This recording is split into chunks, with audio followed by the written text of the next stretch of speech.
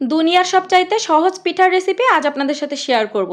এর থেকে সহজ পিঠা আমার মনে হয় আর হতেই পারে না। কোনো রকম বেলাবেলি ঝামেলা ছাড়াই খুব সহজভাবে কিন্তু এই পিঠাটা মাত্র 5 মিনিটে আপনারা বানিয়ে ফেলতে পারবেন। তাছাড়া ঘরে যদি ছোট বাচ্চা থাকে তারাও কিন্তু এই পিঠাটা ইজিভাবে বানিয়ে ফেলতে পারবে, আর এই পিঠাটা খেতে কিন্তু ভীষণ মজার। তাই রেসিপিটি হারিয়ে যাওয়ার আগে এক্ষুনি শেয়ার করে টাইমলাইনে রেখে দেন। তো পিঠা বানানোর প্রথমেই আমি চুলাতে পানি ফুটাতে বসিয়ে দিয়েছি, আর এই পিঠা বানাতে আমাদের অবশ্যই ফুটান্ত পানিরই দরকার।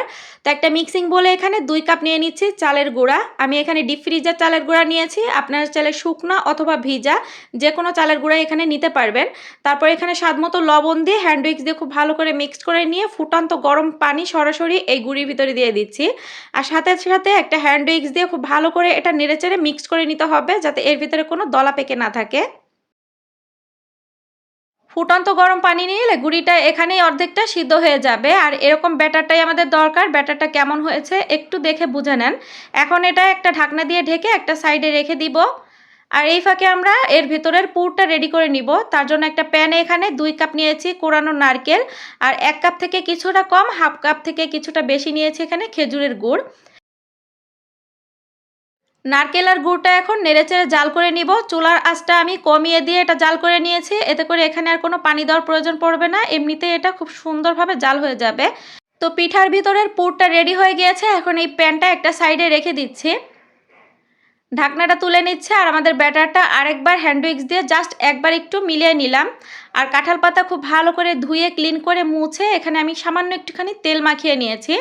তারপরে 1 চা চামচ করে ব্যাটার নিয়ে যে পাতার ভিতরে এভাবে একটু স্প্রেড করে দিলেই কিন্তু পিঠা রেডি। নারকেল গুড়ের পুরটা ঠিক পিঠার এই যে নিচ বরাবর দিয়ে উপর থেকে পাতাটা ধরে এভাবে একটু ফোল্ড করে নিলেই কিন্তু পিঠাটা রেডি হয়ে যাবে। আর এই পুরটা কিন্তু মাঝখানে দিতে যাবেন না, আমি যেভাবে দেখিয়েছি পাতার একবারে নিচ বরাবর দিয়ে তারপর এই পাতাটা ফোল্ড করবেন। তো দেখতেই পেলেন এটা বানানো কতটা ইজি, যে কেউ কিন্তু এই পিঠাটা খুব ইজিভাবে বানিয়ে ফেলতে পারবে, কোনো রকম বেলাবেলির ঝামেলা কিন্তু করতে হবে না। তো সবগুলো পিঠা একইভাবে বানিয়ে নিয়েছি, আর এই পিঠাগুলো বানাতে কিন্তু আমার ছোট্ট মেহুও আমাকে হেল্প করেছে। রাইস কুকারে স্টিম করার জন্য যে ছিদ্রযুক্ত একটা প্লেট দেয়, এটার ভিতরে আমি পিঠাগুলো বসিয়ে নিয়ে ঢাকনা দিয়ে ঢেকে এটা জাস্ট 10 মিনিট কিন্তু হাই ফ্লেমে এই পিঠাটা স্টিম করলেই পিঠা কিন্তু হয়ে যাবে, এর থেকে বেশি সময় লাগবে না। 10 মিনিট পরে ঢাকনাটা তুলে নিচ্ছি, আর সবগুলো পিঠা কিন্তু আমি একবারেই দিয়ে দিয়েছিলাম, আর পিঠাগুলো স্টিম হয়ে গিয়েছে। এখন চুলা থেকে পিঠাগুলো নামিয়ে নিয়েছি, এগুলো এখন একটা প্লেটে নিয়ে নিচ্ছি। পিঠাগুলো কিন্তু খুব ইজিভাবে এই পাতা থেকে ছেড়ে যায়, এটা খোলা খুবই ইজি, আপনারা দেখতেই পাচ্ছেন। আর মাশাআল্লাহ পিঠাগুলো দেখতে কতটা সুন্দর হয়েছে সেটা তো দেখতেই পাচ্ছেন। এই পিঠাটা দেখতে যেমন চমৎকার, খেতেও কিন্তু মাশাআল্লাহ অনেক বেশি মজার আর অনেক বেশি ফ্লেভারফুল। ভিতরে নারকেল গুড়ের পুর আর উপর দিক থেকে কাঁঠাল পাতা দিয়ে এটা স্টিম করার কারণে কাঁঠাল পাতারও একটা সুন্দর ফ্লেভার কিন্তু এই পিঠার সাথে অ্যাড হয়।